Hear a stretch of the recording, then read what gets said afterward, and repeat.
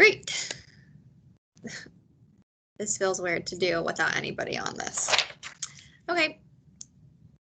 Hi, everyone. Welcome. My name is Kathy Grismeyer. I'm the Government Affairs Director for the City of Boise and want to welcome you to our Boise Neighborhood Interactive presentation today titled Your Voice Matters, How to Impact Change in Your Community.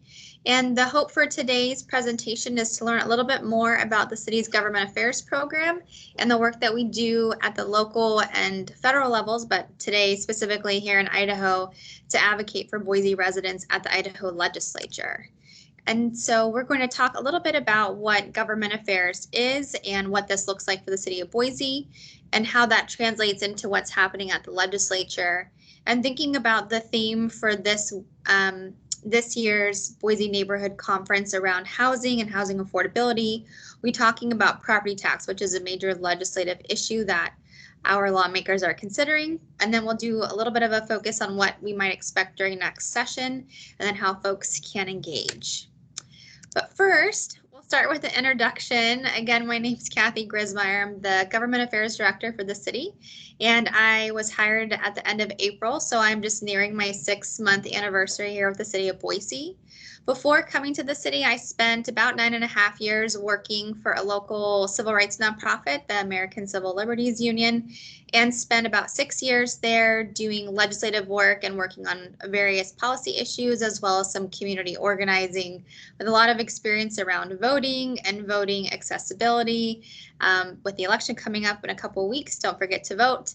And then I'm also a little bit about myself personally. I'm a proud Vista neighborhood member. My husband and I bought our house up on the bench in 2018. Now we have a 15-month-old, and we love to spend our weekends up on our neighborhood, riding our bikes or walking around neighborhoods and getting to meet our neighbors.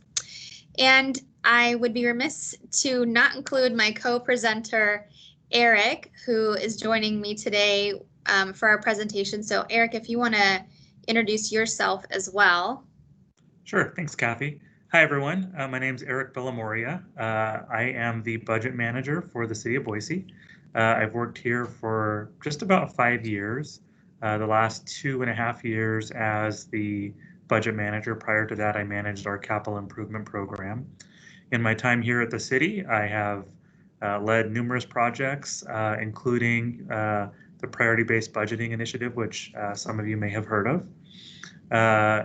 Over the course of my career, I have about 20 years in municipal budgeting, working in various cities before coming to the city of Boise. You can see my family there on the left-hand side of this slide. We live in Southeast Boise. We were very fortunate and blessed to have bought a new home just a few weeks ago. So this picture was taken very recently. It was the day we got our keys. So we're very excited to move and stay within Southeast Boise. Wonderful. Thank you, Eric. So a little bit about what government affairs is. Like I said, I'm new in my role, and so I'm working to help better define what this position does and how it serves the public. And some background, government affairs position really serves as a liaison between the city of Boise as well as other local government entities, whether it be City of Meridian or City of Twin Falls or the Idaho legislature or Governor Little's office. Really, this role and my role specifically works to make sure that the issues that the city is working on at the local level is also translated and communicated to other governmental entities.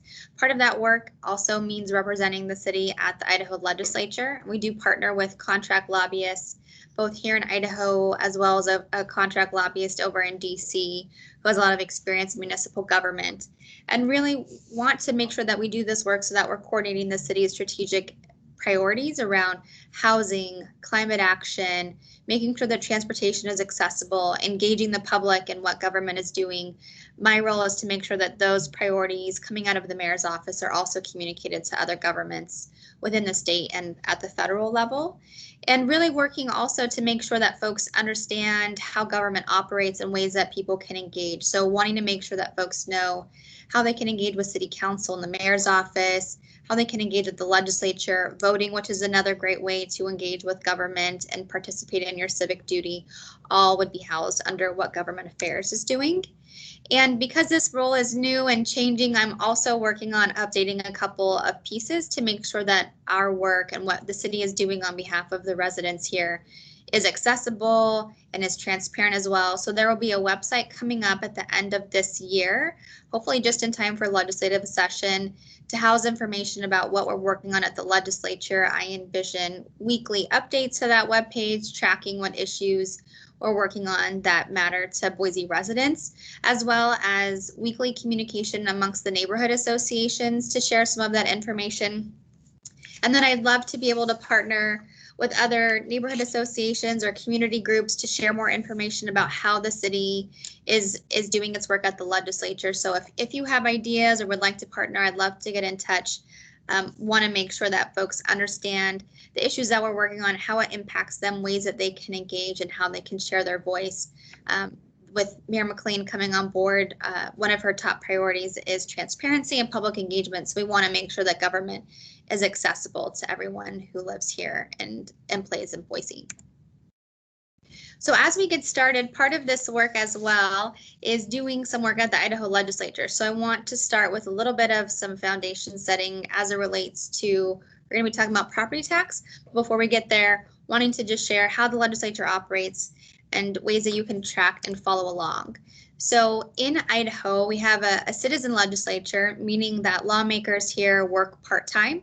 Many of them have jobs back in their communities. Some are ranchers, some are teachers, some are accountants, some are retired.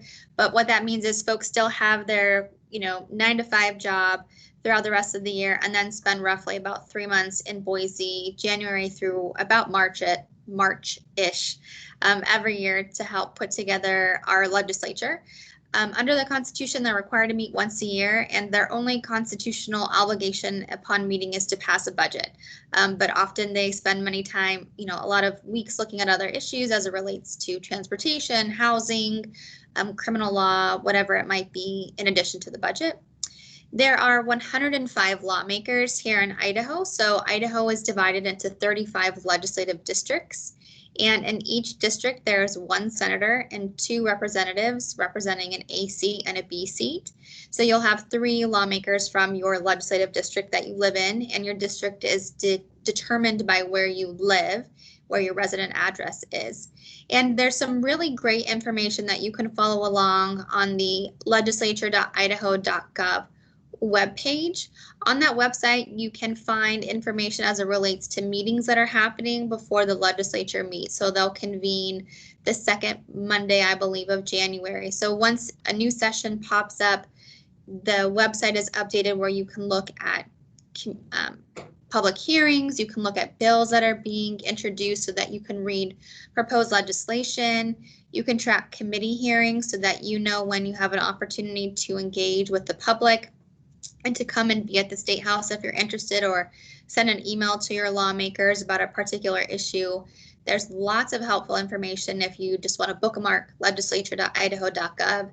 And even for those of us who have spent many years working at the legislature, this website is really the saving grace in making sure that we're informed, understand what's happening, and when we need to be at the State House.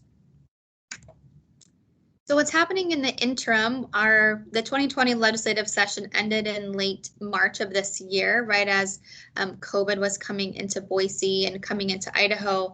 And it's been a somewhat quiet summer, but 2 things that have been really percolating since March. There was a special legislative session that the governor called in late August relating to COVID. And then the most active interim committee has been this property tax interim legislative committee that's comprised of about 10 to 15 lawmakers from both the House of Representatives and the Senate.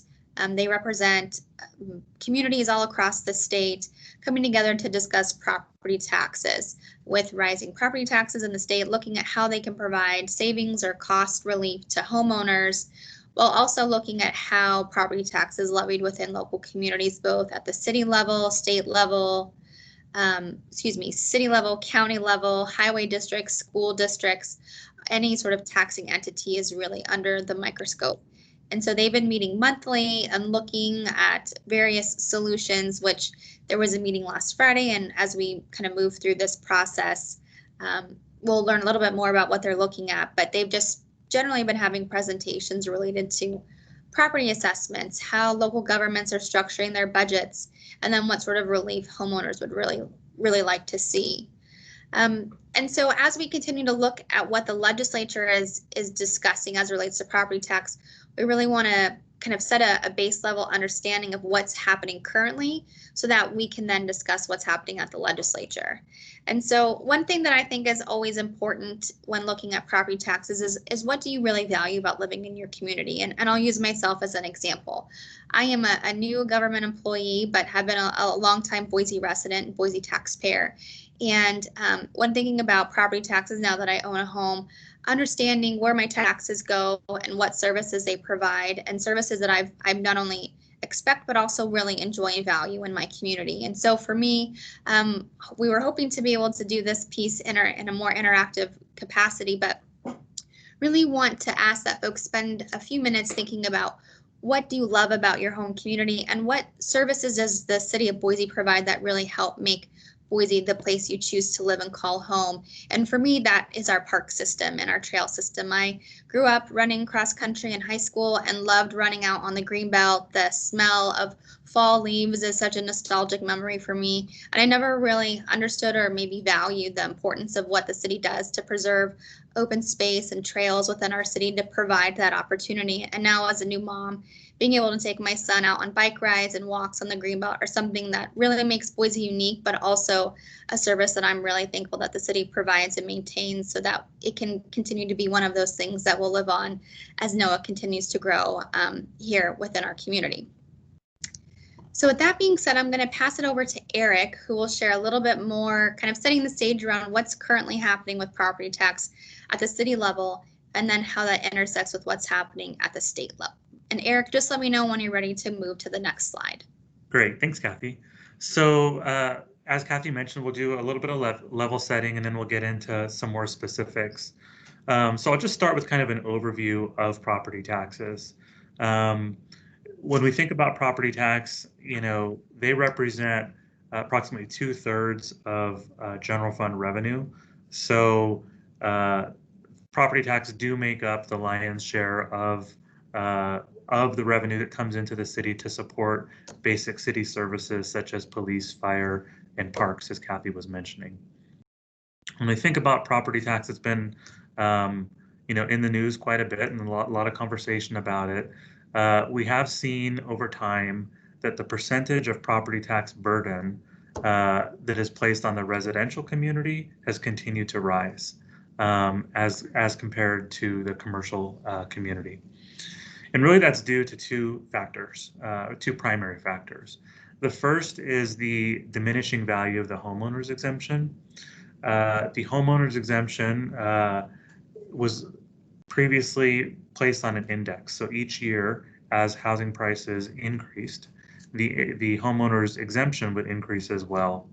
About 3 years ago, at the state legislature level, the homeowner's exemption was capped at $100,000.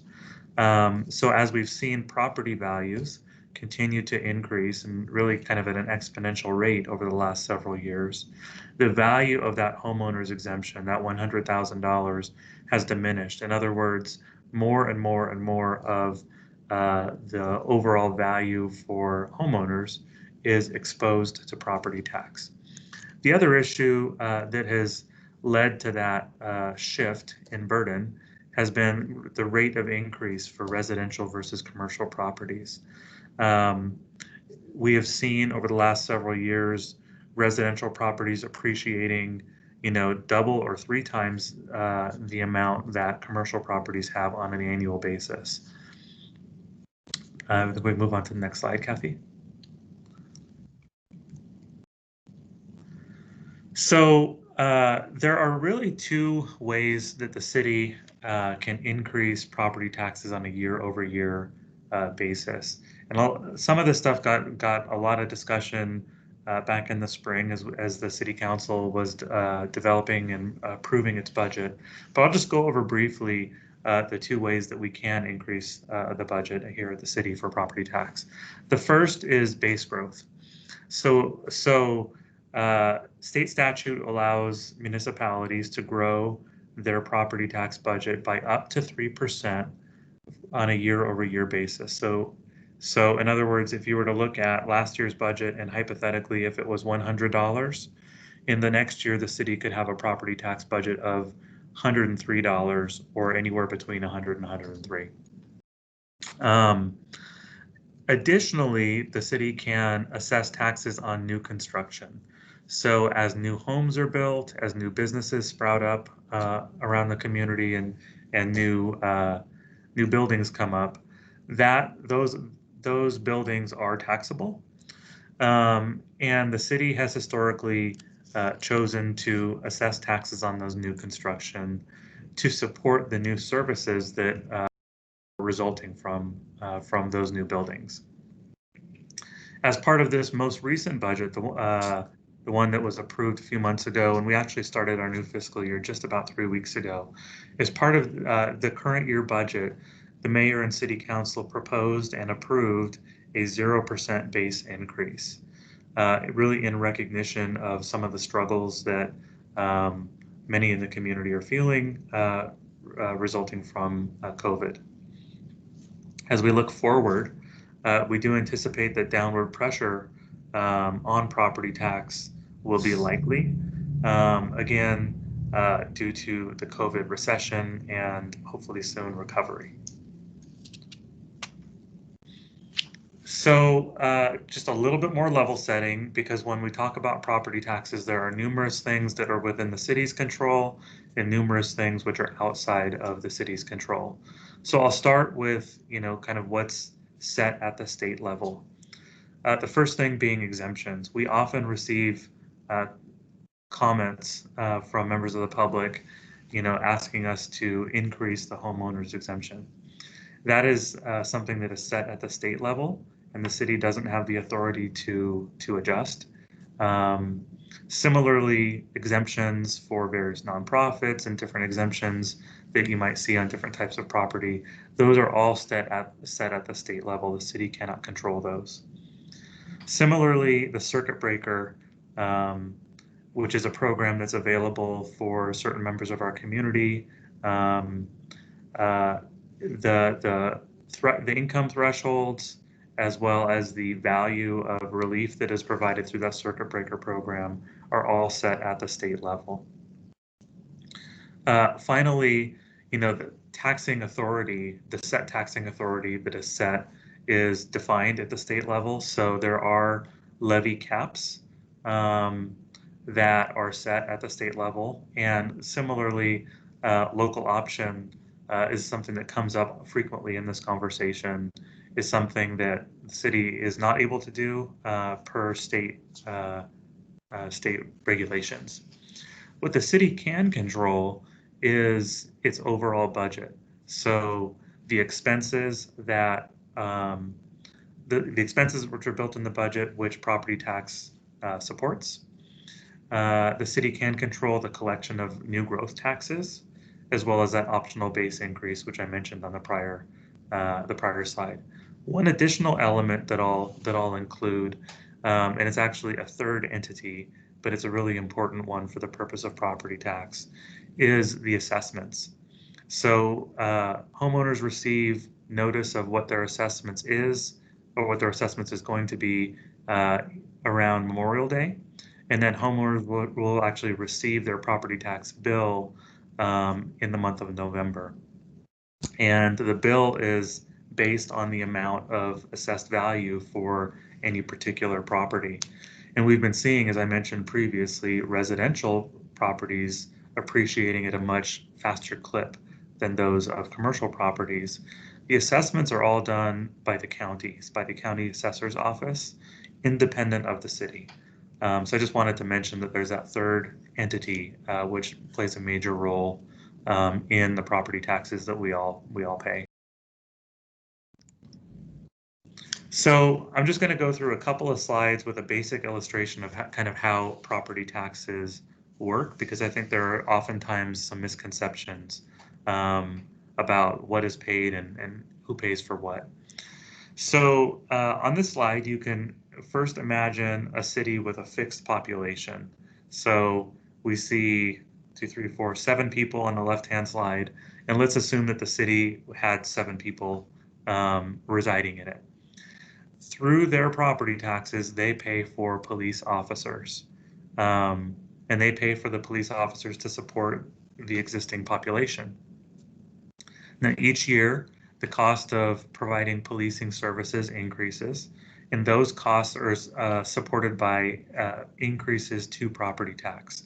So when I spoke previously about the 2 ways to increase property tax, one being base growth and second being new construction, this would be through the base growth piece. So, we have a discussion at the mayor and city council level each year about what level of increase is appropriate. Those increases largely offset cost increases associated with existing services. But what happens when the city grows? As more and more people come into the city, the question is really who is responsible or who pays for those increased services? So if you think about a growing city, and definitely the Treasure Valley has been growing, pretty rapidly over the last several years. As the population increases, the city needs to add more staff to provide services to a growing population base. So whereas previously you had those 5 officers we showed on a couple of slides, maybe now you need to add 2 more. So the way we like to think about this is that the existing costs, so those original officers, are supported by the existing payers. And then the new costs, those 2 new officers would be supported by new payers. So as part of the fiscal year 2021 budget, I mentioned that there was a 0% base increase for property taxes. So the population on the left, on the left of this slide, 0% increase. When you think about the city's budget, the property tax budget did grow because the city had chosen to assess taxes on new payers and new construction, which came into the city, which has allowed the city to support costs associated with an increasing population. And some examples of that are new police officers, which were added as part of the fiscal year 21 budget. And then parks maintenance would be another good example. So as we've grown our parks inventory, we need people to maintain those parks assets. And we look at the new property taxes from new construction as a way to support those growth-related costs. This mayor and city council have made it pretty clear that we strive to have growth pay for itself here in the city, and by assessing taxes to those new facilities is one way to make that happen. So I did mention that there are ways that the city can impact property tax, and there are certain things that are within the city's control. So most definitely we can work to limit property tax growth, and as mentioned, we had a 0% increase in fiscal year 20 for fiscal year 2021. And that was made possible by really proactively and aggressively working to reduce expenditures. And there were a number of measures that were taken to accomplish that goal. And I'll hit on 3 of them. So there was a reduced rate of salary growth for city employees, which was built in to the fiscal year 21 budget. Similarly, there was an approach to make programmatic reductions to various city services. And I can give, just a couple of quick examples. One would be we examined the janitorial services that are provided at City Hall, and we made some adjustments to that service level. We did a comprehensive review of some of our technology services, and we determined that, really we don't need to have as many fax machines. Sounds a little silly, but we had some fax machines, and we decided, we were able to get rid of those.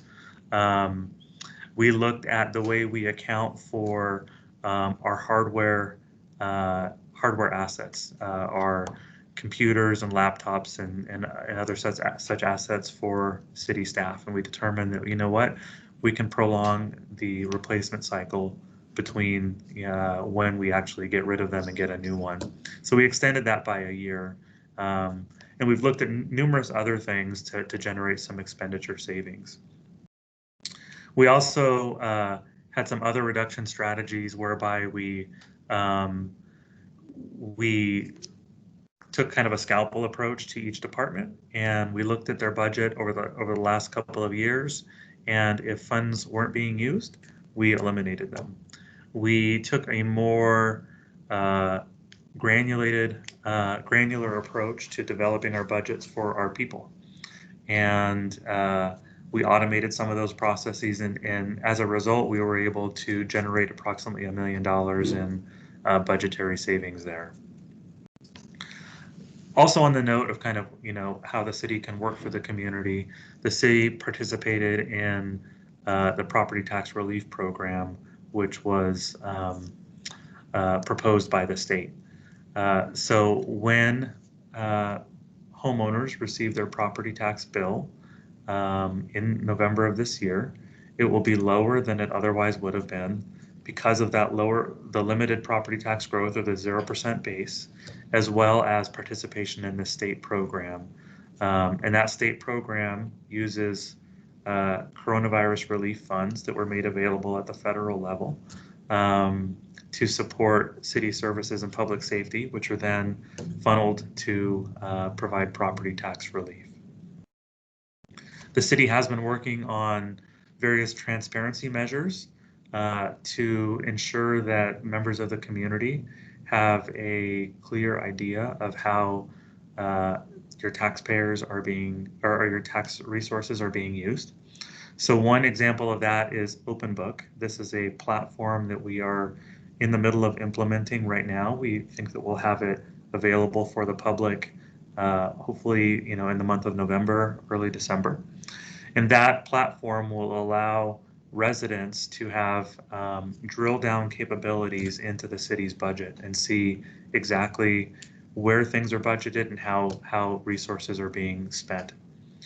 There's a similar measure that is being discussed at the state level called Transparent Idaho, and they are looking for city participation. So they would have one source to compare municipal expenditures across the entire state, and that's something that the city is gearing up to partner with the state on. Finally, Kathy mentioned legislative solutions, and I'll get into a little bit more detail on the next slide. But we are, actively working to advocate on behalf of the residents as it comes to property tax. So there are a number of things that the legislature is currently considering. I mentioned local government budgeting, budget reporting, which is something that we look forward to partnering with the state on. The state is contemplating eliminating the city's ability to issue misdemeanors. The state is looking at restrictions on reserve funds. They're also looking at things like the circuit breaker adjustment, the homeowner's exemption, allowing cities to collect impact fees, and they're also looking at caps on property tax collection, whether it be base or growth. Right now, ideas are being discussed at that property tax interim committee that Kathy mentioned a few minutes ago. There was a meeting just this past Friday where the ideas began to be floated. I think the next meeting is in a few weeks, and they're going to continue to elaborate on that to try and come up with recommendations for the full legislature. In the meantime, city staff is actively working to discuss these issues with the legislators, and really with the goal of addressing property tax in a way that allows meaningful property tax relief for our homeowners and for our residents, at the same time as preserving city services.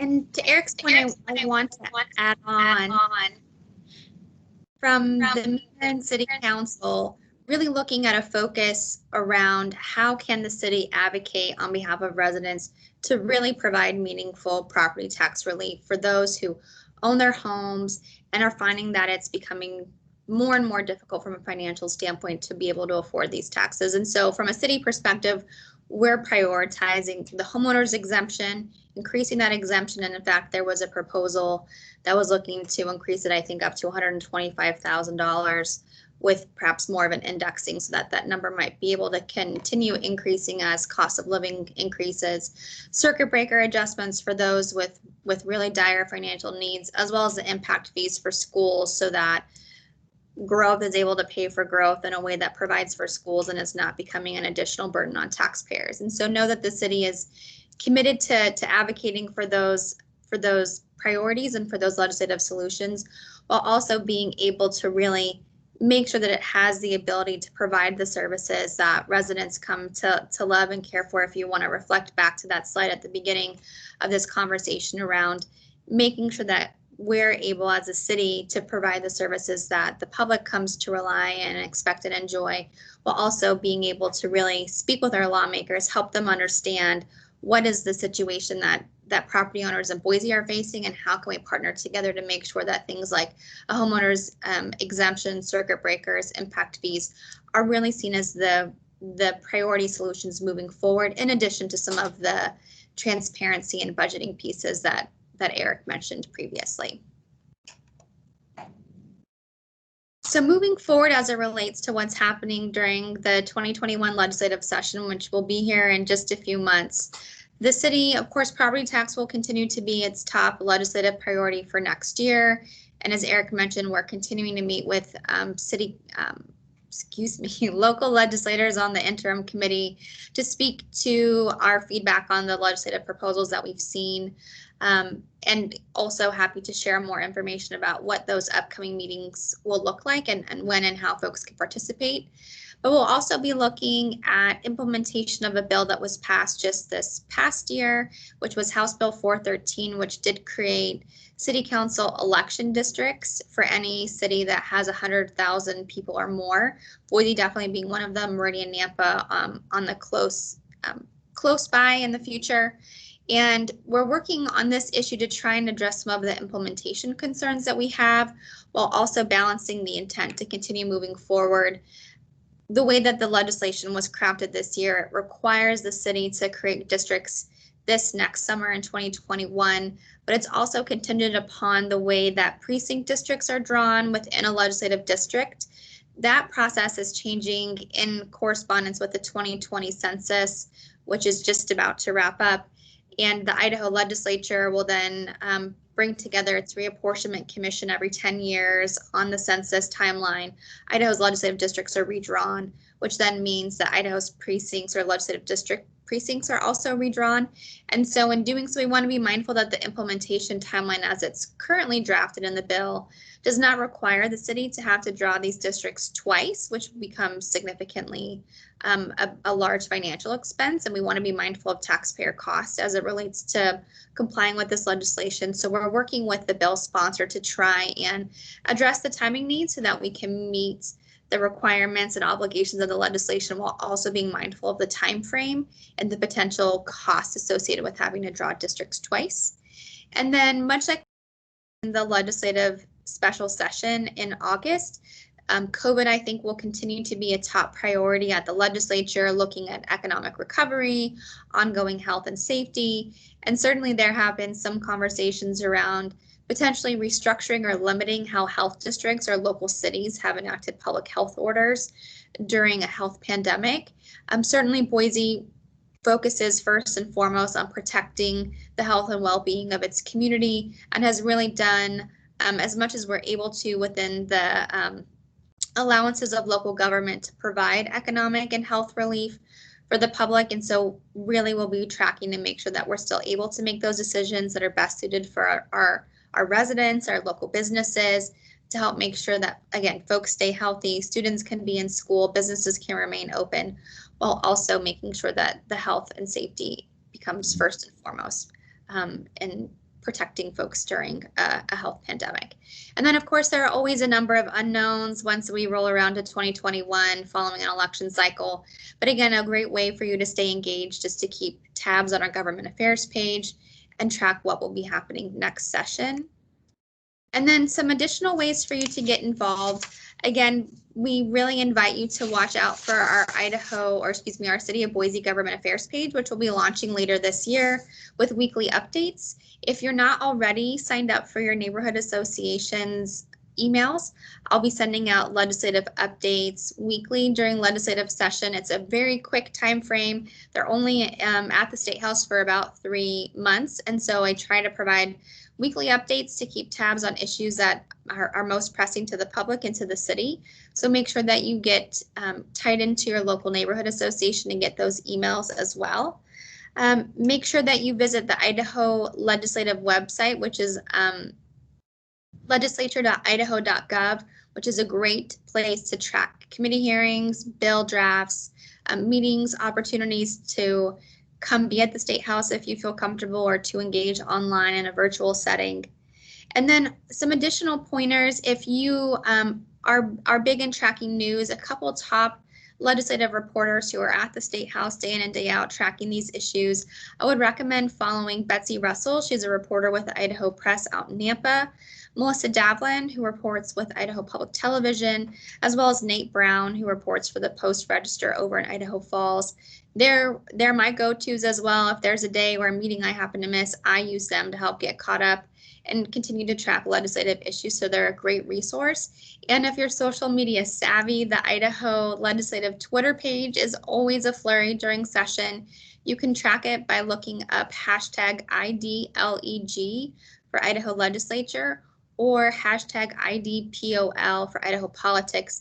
Another great way to track reporters that are at the State House, other community organizations, local governments who are there at the State House. All phenomenal ways to stay informed, stay engaged, and learn about ways to get involved. And then, of course, if you have any questions, and we're sorry we weren't able to present with you live today, but you can always email me directly at kgrismeyer@cityofboise.org, and I'd be happy to answer any questions. Or if you have questions about the city's budget or its response to property taxes, you can always connect with our budget team at budget@cityofboise.org. Eric, any final thoughts before we sign off today? I don't think so. I'd be very happy to answer any follow-up questions that any of you might have on property tax or any other budget-related issues. Great, thank you so much, and we look forward to staying in touch and being engaged, and hope you all stay well and healthy. Thank you.